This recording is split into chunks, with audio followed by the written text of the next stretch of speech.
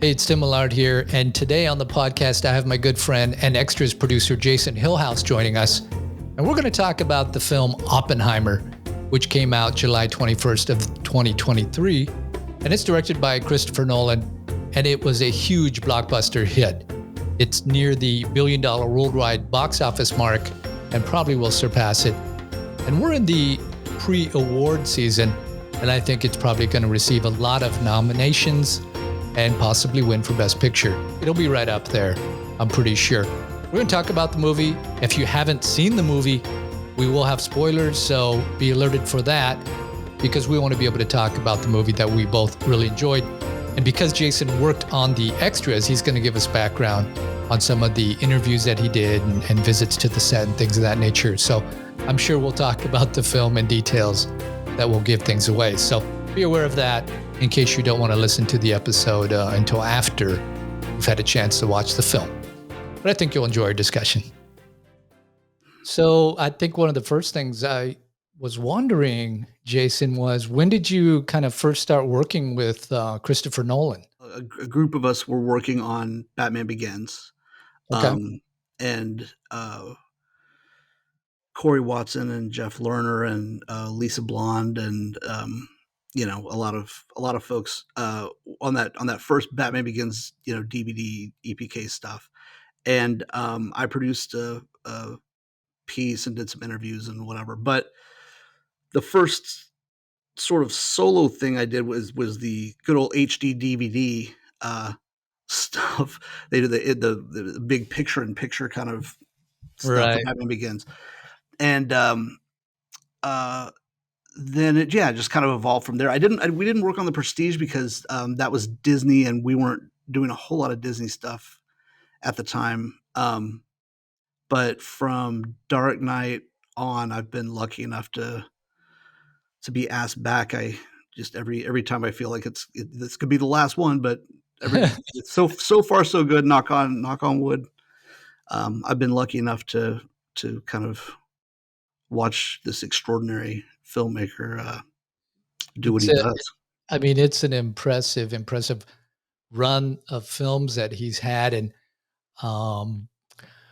yeah, I mean, I go back to Memento and I've been so impressed with just everything he's done. Prestige, I really enjoyed Prestige as well. And there's just so many, I was just looking at IMDb just to remind myself. And then I'm looking through my shelves. I'm like, I know I have all of these films, but I don't, not quite all of them. Well, But it's funny. Warner 4K. Brothers did a cool 4K release after, was it after Dunkirk or after Tenet? I can't remember which one it was, but they kind of when 4K first kind of kicked in, they did a box set release of a bunch of his movies, and we did I don't know, I don't even remember who owns the rights to Memento or whatever, but we did a 10-year anniversary conversation where it was really just him talking. Yeah. We typically cut me out of of our conversations, but it's a remarkable run. I mean, even right all the way. I don't know if you've ever seen Following, but when you think about that movie and the way that they made that movie, kind of like shooting one day a week just with friends on 60 mil over the course of like a year or so, and the fact that it's as complete and feels like a movie, like a lot of people's first movie, you can see the seams and the thing, and it's an amazing debut. I think it's on Criterion, but I'm not sure. Yeah. But anyway, if you haven't seen that, check it out. It's really good too. Yeah, it's available, like on Amazon to buy the Blu-ray or whatever. But Lionsgate, I believe, is Memento. So you have a few different studios involved. And I don't know, is this the first time he's been with Universal? Yeah. He's got most of his films there with Warner Brothers, of course. When I was there working, he would come into the floor, and everybody, of course, was very excited the days when he would come in, because he has always been very active and very supportive of the physical media release. And that, good and bad of that is that, of course, when he's active, he wants it done his way, and everybody else has to kind of revolve around that world and his Right. schedule. So if he was working on the film late and people couldn't get access to masters or something, obviously you would know all about this. You're cutting and trying to kind of anticipate things and going right down to the wire. But you would always want that. You always want somebody who knows what they want and will then publicize and promote and put their efforts into making it something that people want to buy. And one of the reasons why when you said you were working on this release of Oppenheimer that I thought it would be great to, have you on the podcast was because this is a great example of why physical media matters. Yeah. I Yeah. mean, I know the 4K sold out, and of course, Universal quickly tried to get more, but they had to put out a message. Hey, we're trying to get more out there into the distribution pipeline. Yeah. But Well, and that's you don't that's see that. unheard of nowadays, Yeah, right? you Like, I don't hear mean, it's you know, it is a gift. It really is for a filmmaker to care that much. Not, I mean, they are obviously hyper focused on making their films, and that's a huge undertaking. Just making a movie is it's impossible. Um and then to actually, a lot of times they'll approve stuff or watch stuff, but there's some filmmakers that they're just like, once they're done with the movie, they may or may not even approve the DVD or the 4K master, and the fact that Chris and Emma and Andy Thompson and everybody is so um involved, and it's so nice because it really, we all up our game, and also um just the access, that we have to the HODs and different things. Every filmmaker is different in terms of the way they work on set with, behind the scenes crews and things like that. But it really is. It's a blessing that he cares that much. And I think he said recently something about like, um, you know, how much he loves uh, behind the scenes stuff on other people's movies. And we strike a great balance because he's got such a fan base, and and I'm of the mindset too. Every movie, what we do, the documentaries, behind the scenes stuff, you tailor make it for whatever the movie is, or the filmmaker, or there's not like just one way to do this stuff, right? Um, but having having parameters and knowing, I don't love seeing all of the magic tricks like just laid out in front of me either. You know what I mean? Um, I like the sense of the behind the scenes stuff. Those early uh, Star Wars things they would show on PBS, or they would show some of those, John Dykstra with the blue screens and the TIE fighters, and the matte paintings, and some of the, those things just captured, my imagination just as a young film fan and as an older film fan. And um there's a market for it, and I think people love not just the physical media, and especially when a filmmaker puts the time in to make the movie look as good as it can possibly look, at home. Obviously Chris is a big proponent for seeing things in theaters and having that experience, and he makes movies for that. But uh, movies live on, at home, and there's going to be generations of people that discover movies, and they're not always playing in the theater, right? Like, they have their window, and sometimes they get re-released and things like that. But um, the home experience is really important, I think. Yeah. And just kind of streaming has its purposes as well, where there's it's I always equate those kinds of things like physical media to magazines. I like reading a good quick magazine article, but I also like reading a novel, right? And there's Sure. room for both those things. I love a good comic book, and I love a good graphic novel. Like, Yeah. there's a wide variety of things, and when everything becomes sort of this intangible, um, music super compressed, or streaming movies, and it's kind of stuttering, or it's kind of not the quality that you want it to be, or You know what I mean? Like those kinds of things. It's yeah, there's some things that you want to see in all of its glory and really take it all in. And Oppenheimer is a great example of with this cast, it's just remarkable. And the IMAX and the close ups and seeing the details and the performances. These actors, faces. Hoyta mentioned in the documentary something about shooting with IMAX, shooting these vistas. Right, we're out in the New Mexico and shooting these amazing scenery is kind of what we imagine IMAX to be, big action sequences and stuff.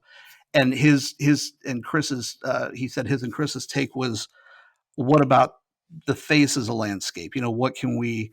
And all the actors talked about it too, and you see it in the film. Killian's performance in particular, Downey and Emily Blunt, like all those guys, the details, the twitches, the little twitches in their faces, and just how much is going on in those performances is really, really captured so well on that 4K. Yeah. Well, I think that to what you were saying, my sense is that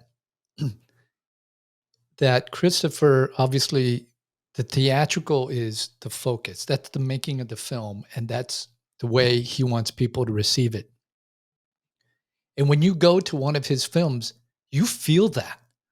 I You feel that the utmost care and craftsmanship of Christopher and all of the people that make up a crew to produce these and make these films, that they want to make the best experience visually, like viscerally, audially, like they want to bring you into that world, and they're doing it as your documentary, which we'll get to in a bit, really hones in on, in the camera, on set, on location, because we know how that impacts the actors when they walk onto a set, when they're dressed in period, when they're doing everything right there. There's that performance, that energy, and that comes together of doing something live and knowing that, look, this isn't just going to be taken care of later in some computer. We have to do this and we have to do it now and get the best. And you feel that. I feel that when you watch one of his movies. And then he has the appreciation and understanding, like you and I do, that the next place where you want to have that same care and that same experience is at home. Right. So you want to replicate on the smaller screen, of course, but in your own home, that same audio experience, that same visual experience. And then he also understands that you're creating a product. And those extras, the behind the scenes, the featurettes, the interviews, the panels, anything that goes on, um, that's part of the package to get you to buy it, Yeah. to Well, view it again and view it again, and then watch all these things and learn. And he understands that only increases his fan base when he does that. sure. Well, and I think, and hats off to Universal, of course, for just being so supportive of that. I mean, it's a weird time, right? In the industry, and all the folks that I worked with directly and folks that I worked with sort of indirectly, and the folks that Chris worked with that I didn't work with, whatever. But just everybody at Universal was so supportive of our behind the scenes stuff and what we were trying to do, both pre-release and post-release, for the documentary. And um, you need that. I mean, you need a filmmaker that cares about it, but you also need the studio to get behind that idea and see the value in it. And they really did. They really stepped up. And I'm super proud uh, the whole package on the 4K. I didn't. It wasn't all my thing, obviously, or whatever. But the parts that I had to do with, I'm really proud of the home. I wouldn't call it home video. I don't know what you even call it anymore. But the home release of the film, and just getting to play any kind of part in it, it was is really something I'm really proud of. Well, before we get into a little bit of asking you about that, the making of that documentary, Yeah. I did want to circle around a little bit just of the phenomenon that Oppenheimer is. And Sure. I say is because it's still continuing and it's being brought back to theaters over the holiday, I believe. Mhm. People can see it. I mean, it's so close to that $1 billion mark, it may have even achieved it by now because of the re-release. But I know it was at what 950 million worldwide, so it's inching up there to that billion mark if it's not over it already. But a movie this complex, this long, a biopic of sorts. I mean, this is unheard of box office. And then coming out of the pandemic, Yeah. where it's been pretty difficult to get people in theaters to begin with. And this is not an easy story. This is not, it's not just a popcorn movie.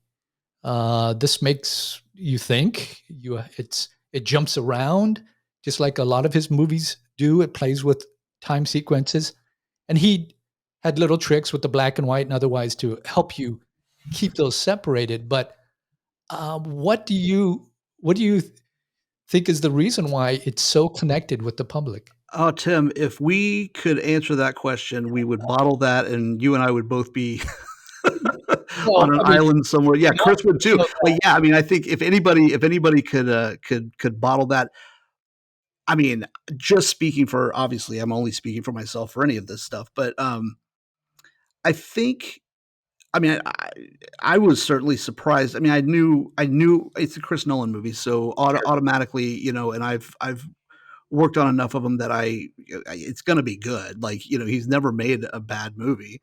So there's that confidence that it's going to be good, and he's got an incredible fan base. And to that point, though, I think this is going to sound dumb in a way, but for me, it restored my faith in a lot of the things that you and I talked about. Oh, the home video thing did as well, right?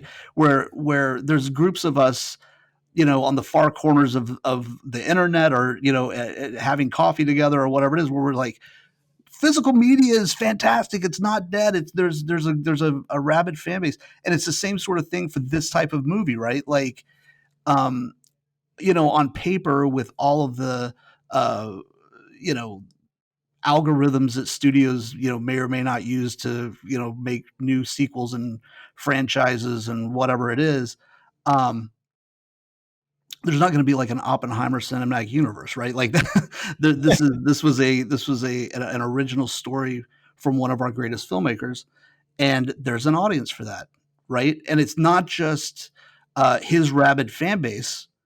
It was a larger, it beyond those of us that are part of his rabid fan base, saw it several times, but not that many times to it reached, the net went really wide. Right. And it restored sort of my faith in the last however many years, where we've all gone into the pandemic and come out of the pandemic, and everybody's like, oh, theaters are dead, the same way they were like, oh, DVD's dead or whatever it is. It's like, no, dude, it's not. And it's Right. but we needed somebody to prove that. We Sure. needed something to show us that, as much I love all kinds of movies. I don't, I'm not trying to shit on anything.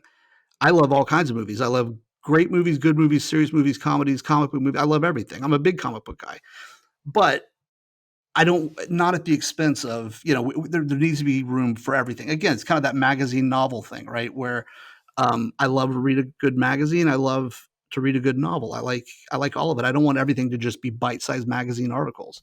Mhm. Um, and it really, I was like, it was just great to have the justification of what I've kind of been, you know my friends and I, and different people have been like, cinema's not dead. That people want to go to the movies. People love movies. Right. um and they don't just want to go to the movies. They want to be challenged. They want to see um something they've never seen before. They want to see stories. I mean, movies are, obviously relatively new in the space of world history, but we've always looked to stories and things like that from theater and the Greeks and all, like getting that's not going anywhere. That's in us. That's something that not just the 20th century discovered and loved. It's something that I think is important for all of us. And before this whole world goes down the idiocracy, the Mike Judge movie, people are like, oh, it's a documentary. I'm like, oh, it might be. This is something that you point to and go, okay, wait, there's hope. Yeah. There's hope that there's definitely a lot of like-minded people that want to see these types of movies and want to own physical media, of these types of stories. So I don't know what it is, other than it's nice to be able to every once in a while point and be like, yeah, I knew it, I told you so. Well, I'm going to point to a couple things, just get your opinion. But I think one thing is trust. And that might sound strange, but I think people trust Christopher Nolan. They trust that it's going to be thoughtful. They trust that it's going to be entertaining. And they trust that it's going to be an exceptional experience. And I think they also feel the same way about the physical media product of his movies. It's going to be an exceptional audio and visual experience when you are at home. And I think that trust is really, it's not something you can measure on a survey, or some kind of a focus group or thing of that nature. What it is, it's built over 20 years, 30 years of a career that you say, huh, not a film I would necessarily have penciled that I would go see a film about Oppenheimer, because you've seen documentaries, you've seen other stories about him. It's not an unknown story. And I think in the documentary, Chris even says his 16-year-old son was like, "I don't know, Dad." Yeah, About right. this movie. It Well, doesn't just sound like something people are going to be that interested in. it's so crazy because I mean, growing up in the 70s and the 80s, and particularly the 80s, I mean, maybe just because that's when I was a teenager, in the 70s, it was a little more carefree or something. But I mean, that was just such a thing. Like that was such a thing. And there was all these movies and all these songs and um, you know, uh, Genesis with Land of Confusion and Sting with Russians and just, Right. like it was just so in pop culture. And even TV movies like the Day After Tomorrow, or like this, it was such a thing, right? Red Dawn and War Games, and all these pop culture big things in the 80s. It was such a thing, and it hasn't gone away. I mean, it's still like nothing has changed other than we just all stopped worrying about it. Because I mean, look, if we sat and really thought about it all the time, I mean, I think Chris said it. Uh, we just you go crazy, like just Sure. you have to live your live your life a little bit, but it's something that we can't just ignore. I mean, it's still very much a thing, and it's a amazingly for events that happened, you know 80 years ago, 50 years ago, ongoing throughout the course of that movie. The story, there's so many things in that story that are still so relevant today, and I think that struck a chord. I mean, certainly with me, and I would imagine other audience, Yeah. uh, people worldwide.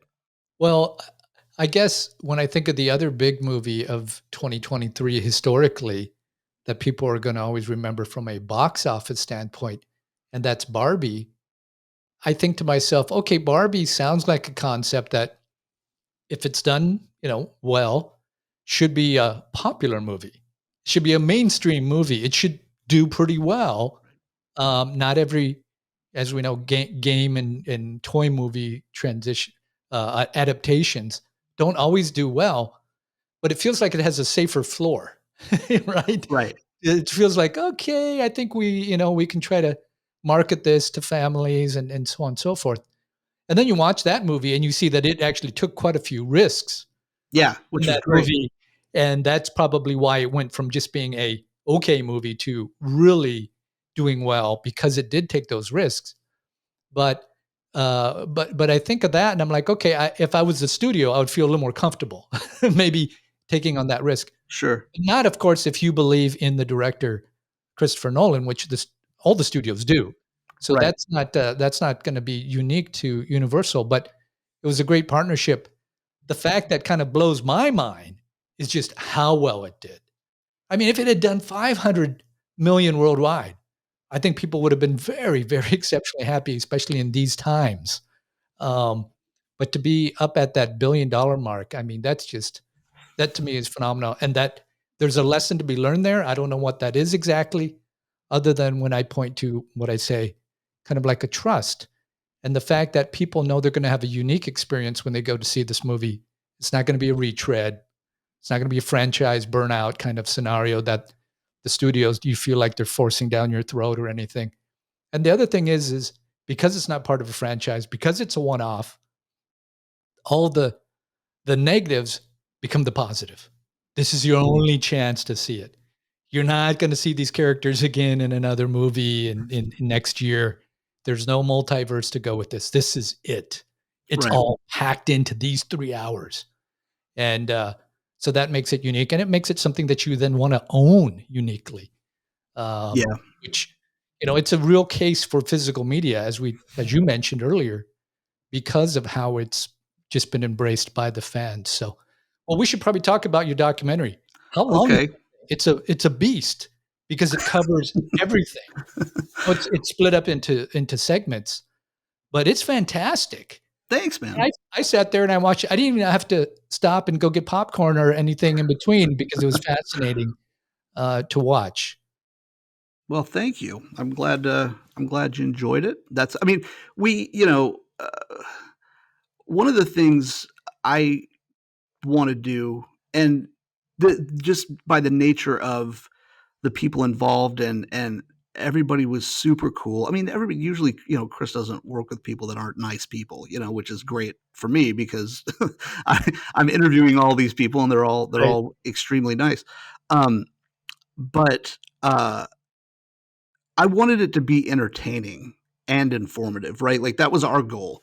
Sure. Andy Thompson is works with Chris, and he works with me on these things, and then I had a team editor, Amir Sokri and um,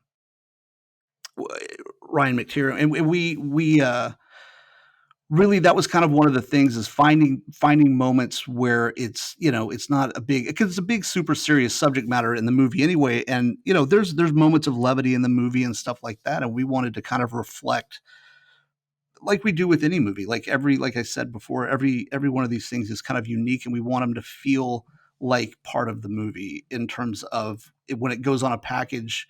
It's not like, oh, now it's time for some wacky gag reels or something, that like for Oppenheimer, is not really what you're looking to do. Right. um, that said, we're not that we're competing with the movie, not that we're trying to be the movie, but um, there's unique stories to tell, but we also want people, that it's not to be just a big, history lesson or something. We want it to be entertaining and show. And a lot of these people, they're great. The cast was fantastic. The all the HODs are fantastic, and these are really funny, interesting, creative people, and we wanted to try to give everybody room to shine.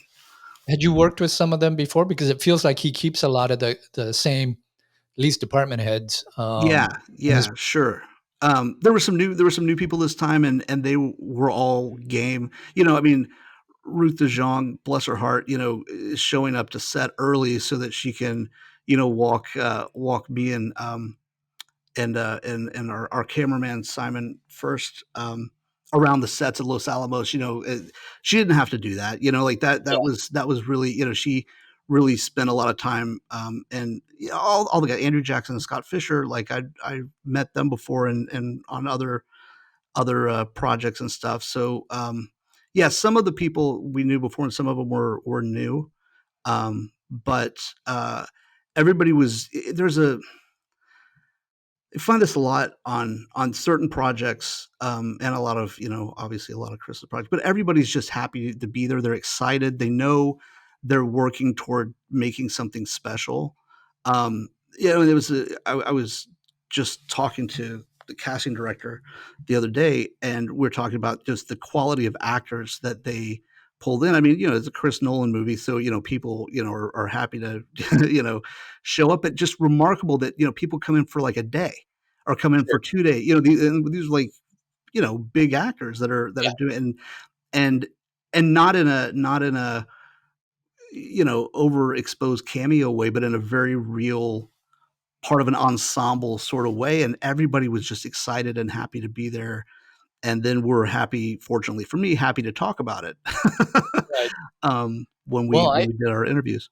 I, having worked on these, when I watch them, I probably have like a baseline of, well, you have to talk to these people, and if you want to get these people, and then hopefully you'll get some more and some more voices. And when it turns out really well, you've had a nice, robust amount of people from different parts of the film, not Yeah. just the producers.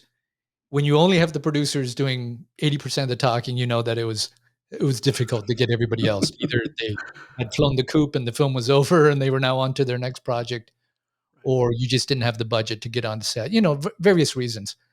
But it did feel like in this one, at the beginning, the first 2 or 3 segments, there's a lot, of course, with Christopher and Emma. They tell the story of the origin Right. and the beginning, which is fascinating. But then as it goes, you've got all the different department heads, you've got a lot of the actors in there, and so there's a tremendous amount of variety.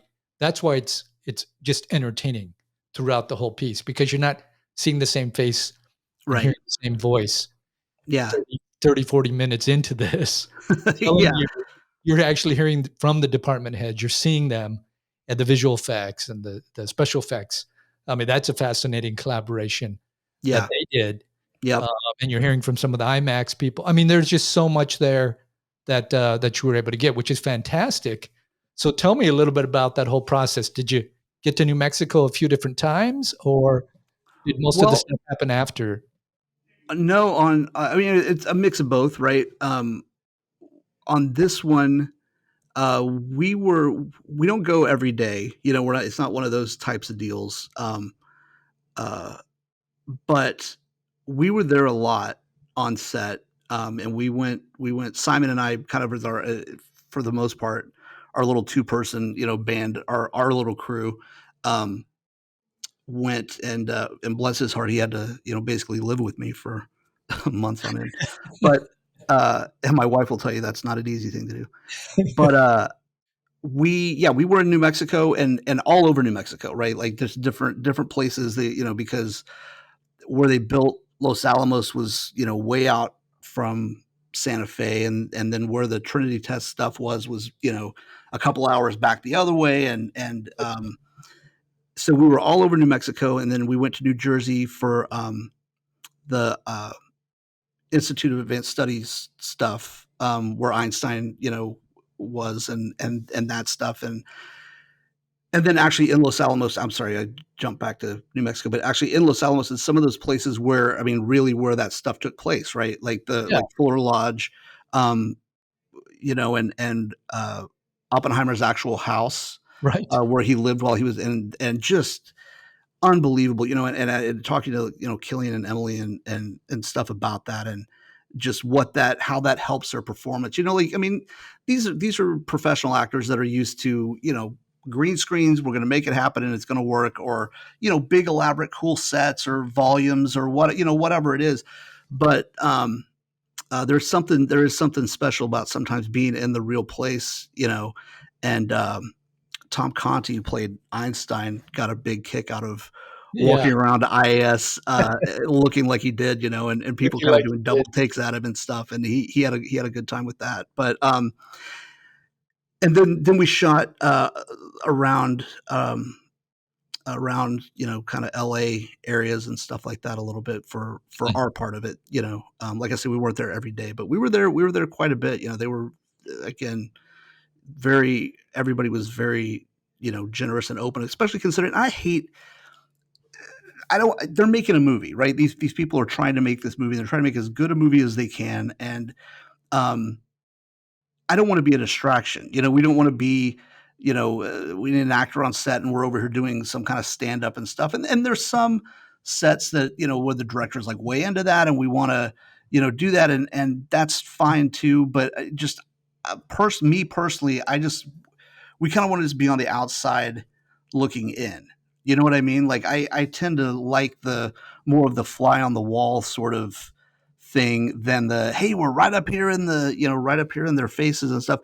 Um, and it's an interesting perspective, to be able to watch these things unfold in that way. But yeah, and then people were very generous with their time while we were on set. The actors, taking time to do interviews, and uh, I can't tell you, how many times you get an actor, and it's not always their favorite thing to do, right? Like they're trying to make, again, they're trying to make a movie, but they're also like, oh, we're doing another interview for what, whatever, it's Mhm. EPK time or it's behind the scenes time or whatever it is, and they're okay. Um, and they'll give you 5 minutes, like, hey, no, we'll be right back, and then you never see them again or things like that. Yeah. But these guys were so generous with their time. In fact, one day, I'll tell you a quick story just to sing his praises. Matt Damon sat with me. I don't know, we did 15, 20 minutes or whatever. And he got called, he had to go back to set. And he's like, are you finished? Are you, you're good? And I'm like, oh, dude, we'll make it work. It's fine. He goes, well, if you need me to come back, I'm like, dude, if you could, I've got a few more. Yeah, sure. But we're fine. Honestly, we're, whatever. Right. And they were like, okay, Matt's going to come back. I'm like, he's not coming back. I mean, I don't blame him. I wouldn't come back. You know what I mean? Like, I did it. I'm done. I checked it off my list. I've done he came back, a couple hours later, he came back. All right, what else we got? Just, um, and that's nothing to do with how charming I am. It's just how much these guys are invested in this project. We're really, really going the extra mile to, they're just happy to be there and excited to talk about it. Yeah. So it was And very, very cool. And I mean, and all the main actors. I mean, I wound up interviewing them several times. We did it on set, and we did some of the HOD stuff on set, and Andrew Jackson and Scott Fisher were so cool about letting us go into the visual effects tent, that was and what. fantastic. Oh, Yeah. it's so great. And we teased stuff, but we didn't want to give away everything, but we Sure. like, here's the kind of stuff they were doing, but we didn't really want to, we don't want to ruin the movie for anybody, right? Right. Um, Well, I they were think, so nice to let us do that, and Ruth giving us tours of the set, and just, everybody yeah. was super, super generous. But then after the fact, to your long-winded way of answering your question, we, we did interviews after the fact, with everybody, and a lot of times I like to do with, especially with some of the actors, it's cool to do both, like, while they're kind of in it, and, I mean, you need a lot of that stuff for pre-release pieces and stuff anyway, Sure. um, but after they've seen the movie, then you have a different perspective, you have Right. a little bit of distance from it, so it's cool to kinda get both. I mean, I think they were probably all sick of seeing me at some point, but, but they were Well, all nice enough to do it. I did notice that obviously they're in costume, they're in period, so I could see those were the interviews that you did, on set. Yeah. And those that you shot in the empty stage, was going to be later after. And I agree with you. I love getting the combination, and the studio needs both, of course, Yeah. because when you're in it, you haven't seen the finished product. So those actors, they're just in the scene. They're just in the midst of whatever it is they're filming. But there's also an immediacy to their character that might start to fade a little later. So you get Sure. that from them, and you get the kind of uncertainty, but later on, then you get the perspective and what that experience was like. Well, Because even in this case, like, I read the script, a few times. I was there a lot for filming and, watching them make the movie and, all that stuff. Then seeing the movie, I had a whole new set of like, right, it was the best of all the worlds. We don't always get that. Like, yeah, sometimes you just get what you get on set, or sometimes you don't get to go on set and you have to try to, and having the opportunity to kind of have that whole thing, and that only happens because of the studio support and of the filmmakers and the actors and everybody being so generous with their time. But it to me, it makes it a better viewing experience for people at home for the documentary. yeah, and this is not a movie where you're talking about how they did CGI or things of that nature, but because they did practical things such as filming with these pretty huge IMAX cameras, and then doing effects in the camera itself, you're showing that behind the scenes. That's pretty fascinating stuff. But because they're talking about it, and you're not giving away. as you said, you're not giving away any secrets that they're not willing to share. Sure. You know, they're like, "Hey, look, we this is what we did, but it took hours, days, weeks of experimentation. Right. We just did it in camera. How does it look? Slow it down, speed it." And I can't remember which one of the gentlemen said, "I just wanted to shoot it as fast as possible so I could determine if it's a road we should continue to pursue and go down, and Yeah. and have Christopher take a look, say, yeah, yeah, yeah, I think that's something. Keep working on that." Yeah. Uh, and so you were able to capture that by being on set. They could have told the story afterwards, but then you wouldn't have gotten the B-roll of Right. them actually doing it and them opening up for you guys to go in there and film them and everything. Well, it But was such a cool, unique, partnership that those guys had with the visual effects and the special effects really working hand in hand in such a and that's the thing, a lot of times you sit down and you do these interviews with people and everybody's like, "Oh, everybody was great and everybody got along and it was so yeah, collaborative," and you're like, "Yeah, okay, whatever." right. Um, and no, I was there, I saw what it really uh, but in this case, it's all true, and everybody to a T, unprompted by me, what everybody really, really helped each other out in the spirit of collaboration. I mean, obviously, Chris and Emma lead the charge and set the tone, and it's a remarkable thing to see. And again, that's part of, like, we step back and sort of watch this machine, work, and some of the challenges that pop up along the way, the plans coming to fruition or trying things and experimenting. And um it's just such a joy to be able to watch, as somebody who loves movies, to watch Yeah, that stuff come together. And those two guys were a great example of really, everybody just checks their ego at the door and is there to just do the best work they can, and they're all happy and excited to be there. And um the those guys, that's just an example of those guys together, did something really unique and special that, if they'd been siloed off to do, okay, you're doing just this and you're doing just this, they're both excellent at what they do, and it would have been very cool. But the fact that they got to work that way, excited them. They were very, very happy and excited to do it. And it made for something really unique and really special, I think. yeah. Well, when I watch extras now as a consumer, there's um, there's a few things that I usually take away.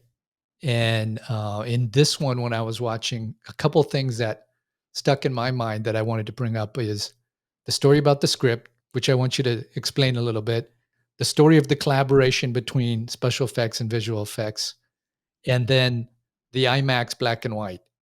Right. I thought those were like, what? And when those were told, they didn't give away anything about the story. They didn't Yeah. go too deep. Like, this was actually totally different from the film. It's just another story about the making of the film. Right. But those insights helped me understand why I enjoyed the movie, or what Sure. it the best behind the scenes just gives you a little bit more understanding of, aha, I didn't realize when I'm watching the movie how that decision was such an important part of the storytelling. So why don't Yeah. we revisit a couple of those? Tell me Okay. about the script, because that was a unique story. Well, yeah, you referring to how he wrote it? I mean, in the Yeah, first yeah, person and that kind of thing. yeah. I mean, And you have I you have people saying there on camera, "I've never read a script like that before." well, see, that's the fun part for me, right? Like, so I read it and I'm like, it took me a second. Um, I was, locked in a room, and what I'm just so lucky to be able to, to do that.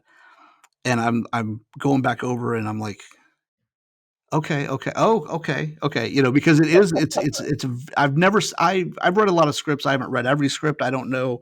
I can't speak to, I don't know that anybody's ever done it quite like that before. But it was, to me, and I think everybody talked about it in the documentary. Like, uh, it instantly set the tone of sort of, this is going to be a very subjective thing. And Chris, talked in the documentary about, um, he wanted people to feel like they were in the room, right? They're in the bunker with the guys, and that part of that's the large format part of this thing.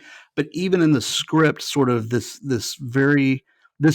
movie's called Oppenheimer. It's not called the Manhattan Project, or whatever it is, or the Trinity test, or what, it's called Oppenheimer, and that's part of it, obviously a huge part of his story, but there's a lot going into it, which is why, and reading the book American Prometheus, which is just a remarkable book, and it took those guys, good Lord, forever to write this thing, and it's a big, thick book, but it's riveting. And I was my first takeaway was I was embarrassed about how much I didn't know about, you've Oppenheimer, and oh yeah, and the Trinity test. Yeah, okay, I know what that is. Like you said, before, there's been movies and like, but how much of that story I didn't know. And then I was like, well, what's wrong with the American school system? It's not my fault. They never, I'm not that dumb, but, just how amazing a life, and what a rich story it was going to be, but yeah, I'd never seen that, and nobody that I talked to, uh, had seen anything quite like that either. I'm not exactly sure what, I mean, what I wouldn't speak for him. I don't know what, compelled him to do it, but, it was amazingly effective as a read, and I think that the script's for sale, you can buy yeah, it on it Amazon is. or whatever at this point.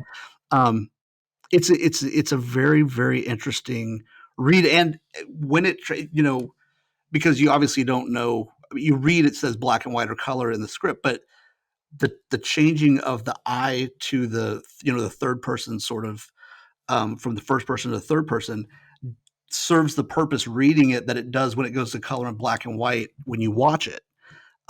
So it's a very effective, to me, it was a very effective read, in my opinion.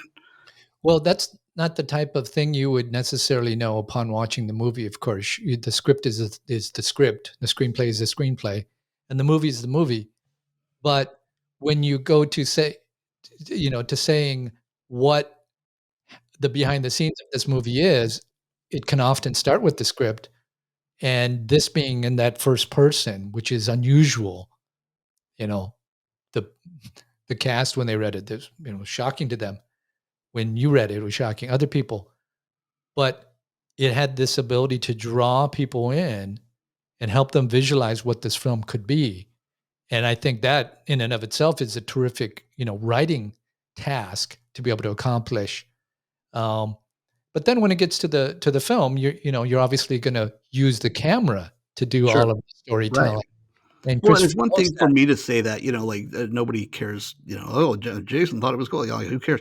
But when, again, my job is now talking to these people, um, Cillian Murphy, or, Robert Downey Jr., or, Hoyta, or, any of these people, when they say it, when they're like, "Wow, this was something really unique and different, and this kind of inspired, lit a spark in me about what we should do." What, I mean, that's my Yeah. job there, is to, get that across, because, then hopefully people see the movie before they watch the documentary. That's always a thing. I'm like, well, we don't do like spoilers like crazy, or anything like that. But there's also, it's behind the scenes. So if you're watching a behind the scenes thing before you've seen the actual movie, then you deserve to have it ruined for you. It's just a dumb thing to do.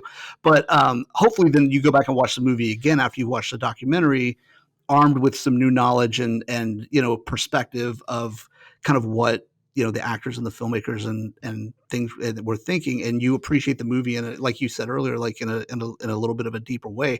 And I got to tell you, especially for a 3 hour movie, this movie's gotten better every time I've seen it. I've seen it a few times now, Right. and I really love the movie, which is a nice thing to be able to say, because I can't always say that on things that I work on. But, I really love this movie, and it really does, in my opinion, reward, repeated viewings. I Um, totally agree. I just you know, getting the 4K, thanks to you. Um, I rewatched it because when I watched it, as much as I knew about the story and as much as I found it extremely complex. I'm yeah, like, "What? Okay, I'm trying to follow." There's a lot of characters. You're you're in different decades. There's a lot going on, which of course stimulates your mind, um, because you're trying to stay up to speed with it. But you don't have that on the second viewing, or if you're watching it at home. you don't have that kind of intensity because you have now seen it once or twice before. So you kind of are able to follow the story a little bit better. And that repeat viewing helps with that. I watched the behind the scenes documentary before I did that. So, but I can't Because say you'd that. already seen the movie. Oh, yeah, yeah. I'm saying You're one people of are the smart people. Yeah, that's right. yeah. But I felt that there were only a few instances, and I'll tell you exactly what they were. One was when I saw some of the, he's laying in the bed and he's visualizing atoms or space or Yeah, whatever right. he's visualizing. And I remembered, oh, okay, those were practical effects done in camera. That was a minor thought. When I first watched it, I assumed those had been added by CGI later on. Right. But that's just like an interesting side note. The impact of it had no difference. Um, but the other one that kind of did, which was the black and white. Mhm. Sudden, upon this reviewing, I was like, wow. Now that I know the story that they actually didn't have black and white footage, they had to invent it, create it Yeah. for this film. And I was looking and I was remembering what I think Christopher said about this black and white footage is like it blows you away with the clarity Yeah. of that black and white. And it's not something you could have shot in color and turned to black and white. Like you see that black and white footage, it's just plain beautiful. I want to see a whole Well, film shot in that footage now. right? Yeah, Really I do. mean, it's crazy. The thing about this movie too, and, again, from my vantage point, um, there's a version of this where somebody makes this movie, and it's a really great movie, and, they don't do those things. They turn the color film black and white, or there's a degree of difficulty across the board. The costumes, how much thought went into and the editing, and all of these things, and it's not a big showboaty, the acting. This isn't some giant, uh, show off. I mean, Emma, I think, says in the documentary about how Killian does so much with so little, and the other actors are just marveling at how, like Matt said, calibrated his performances. And it's not this big showboaty, whatever kind of performance. But that's what makes it so. They make it all look so effortless. So many of these things. Um, that what we wanted to do was show, like, look at what went into this. Look at what the degree of difficulty, and it pays off. The reason this movie works so well is because all of these people went the extra mile and did these things. They could have taken these shortcuts, and um, the fact that that that film format didn't exist is unbelievable. It's absolutely unbelievable, and across the board, the people at Kodak and Photochem, and all the different people that came together that really believed in this, and the results are magical. I mean, it's remarkable. And especially if you got to see it in the theater. But I think the Hey, transfer, the even home on video my transfer, is gorgeous too. It is. yeah, on my 4K monitor, that black and white looks amazing. Yeah. And then, of course, the other thing that the documentary and Christopher's talked a lot about is the fact that they used IMAX not for vistas, though there are some of those in the film, of Right. course, of New Mexico and other, but for the close up. Yeah. And it hadn't dawned on me in seeing the film in the theater, the impact that has, that the IMAX, to your point uh, on the expressions on the faces, Yeah. just the subtlety. But because it's a story about really somebody who lives in their mind, a brilliant physicist, theoretical physicist, how do you show that? Right. It's not something that just is easy to do. So by using the actor, that partnership between director and actor, to use the actor to express, to Yeah. emote.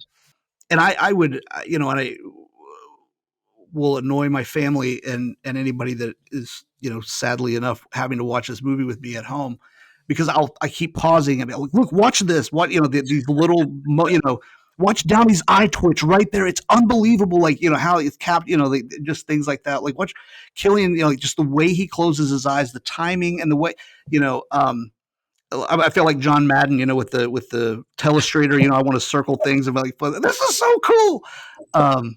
And no one will sit and do that with me, which is probably for the best. But Yeah.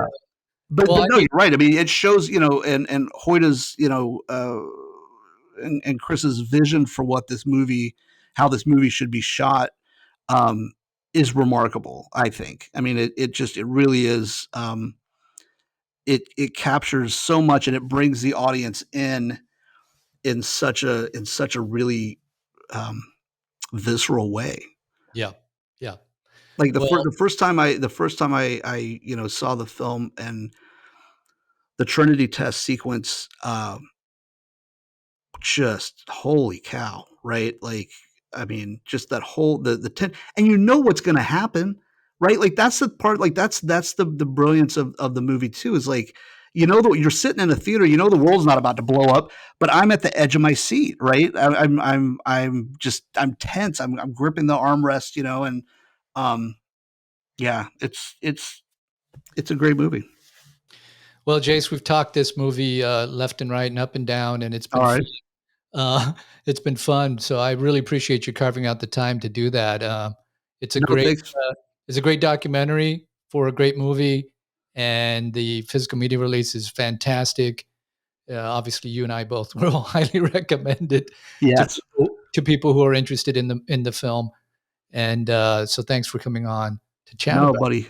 Thanks so much for giving me a chance to. I'm very excited about this in particular. Like I've had a really fortunate career and worked on a lot of things that I very geek out about, very excited about, or whatever. But this is a highlight for me personally. So just you having me on really means a lot, and we're really proud of it, and just really grateful to everybody in Universal, and obviously Chris and Emma and Andy Thompson and everybody that we got to be a small part of it.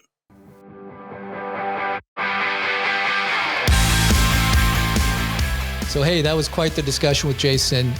He's a great guy, tremendous professional, and he carved out some time between working on different things for the Oppenheimer film. Even though it's been out and the physical media release has been out, there's so much more that still is being done with that film because of the award season. So I appreciate him carving time out of his schedule for that on a Friday night. At 6 o'clock, he's going to go back to work because he still has more things to deliver. So I hope you enjoyed the episode. And if you did, be sure and follow or subscribe at your favorite podcast provider. Until next time, you've been listening to Tim Millard.